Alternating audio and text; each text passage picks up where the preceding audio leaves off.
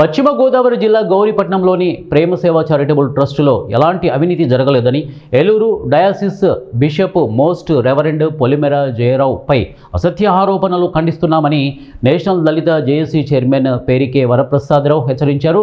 ఏలూరులో జరిగిన విలేకరుల సమావేశంలో పేరికే వరప్రసాద్ మాట్లాడుతూ గుంటూరు జిల్లాకు చెందిన పోర్టు మెరక లక్ష్మీదుర్గ గౌరీపట్నంలోని ప్రేమ సేవా చారిటబుల్ ట్రస్టుకు కేవలం 10,000 రూపాయలు డొనేషన్ ఇచ్చి బిషప్ తండ్రి మీద కేసులు పెట్టడం, fathers Raju Moses, Dhara Ravi, father John Peter నాగేశ్వరరావుపై అక్రమ కేసులను పెట్టిన రవి జేసురాజు అలాగే మరియు పోట మెరక లక్ష్మీదుర్గపై పరువు నష్టం దావా వేస్తామని హెచ్చరించారు.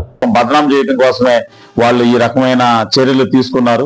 తక్షణమే వాళ్ళపై చర్యలు తీసుకోవాలని, వాళ్ళపైన కేసులు నమోదు చేయాలని, అదేవిధంగా వాళ్ళ మీద పరువు నష్టం దావా కూడా వేయటానికి మేము సిద్ధంగా ఉన్నామని, ఏదైతే ఈ కేసు కేవలం 10,000 రూపాయలు డొనేషన్ ఇచ్చి ఆ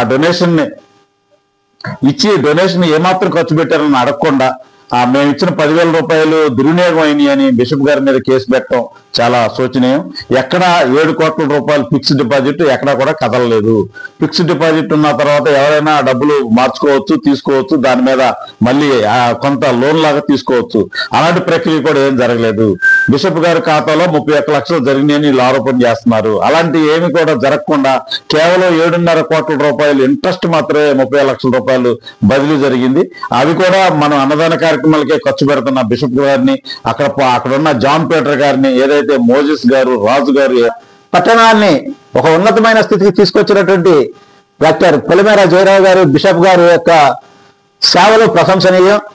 మరి ఆయన వచ్చినటి నుంచి కూడా ఒక వర్గం ఆయన మీద వ్యతిరేకత వ్యక్తం చేస్తూ ఆయన్ని కొండి వేరే చోటికి తరిమివేయాలని ఒక ఆలోచనతో అనేక కుట్రాలు పూరితాలు చేస్తున్నారు. అవేమీ కూడా ఈనాటికి కూడా నెరవేరలేదు. వాళ్ళు ఎన్ని పన్నాగాలు పనినా సరే ఈ రోజు అమాయకమైనటువంటి ఒక మహిళకు ఒక 10,000 రూపాయలు వాళ్ళ స్వయంగా ఇచ్చి ఇలాంటి లేనిపోయినటువంటి బదనాం పూర్వకమైనటువంటి పరిస్థితులు కల్పించారు.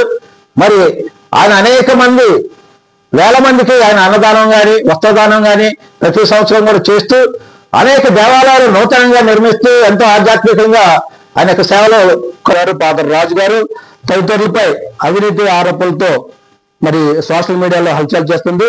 ఇది కేవలం ఉద్దేశపూర్వకంగా కావాలని బిషప్ గారి మీద తదితర ఫాదర్స్ మీద జల్లే బురదగా దీన్ని మేము పరిగణిస్తున్నాం.